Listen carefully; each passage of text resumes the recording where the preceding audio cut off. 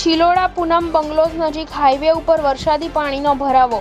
ઘૂંટણડૂબ પાણી ભરાતા એક તરફનો માર્ગ થયો બંધ।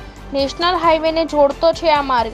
આ માર્ગ ઉપર પ્રસિદ્ધ યાત્રાધામ ડભોડિયા હનુમાન દાદાનું મંદિર આવેલું છે।